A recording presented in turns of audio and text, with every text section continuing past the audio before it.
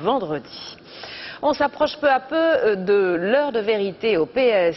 C'est jeudi que les militants sont appelés à se prononcer sur les différentes motions avant le congrès de Reims qui se tiendra du 14 au 16 novembre.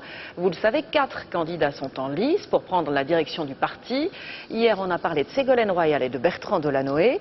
Aujourd'hui, on s'arrête sur Martine Aubry et sur Benoît Hamon qui représentent plutôt l'aile gauche du parti. Hélène Hugues, Mathieu Régnier.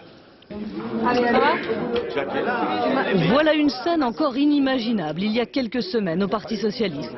Les amis de Laurent Fabius et ceux de Dominique Strauss-Kahn réunis autour d'une même table. Et le trait d'union entre ses frères ennemis, c'est Martine Aubry, la maire de Lille.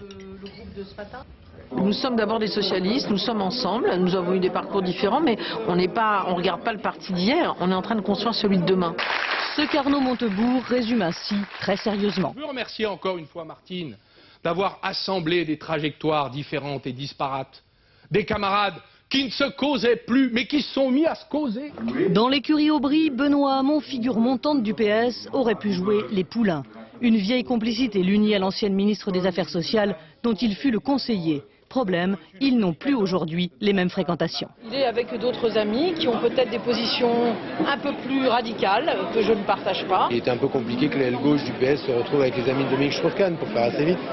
Benoît Hamon fait donc cavalier seul avec sa propre motion à l'aile gauche du PS. Fils d'ouvrier, la quarantaine, un discours efficace. Pour un peu, on le confondrait avec Olivier Besancenot.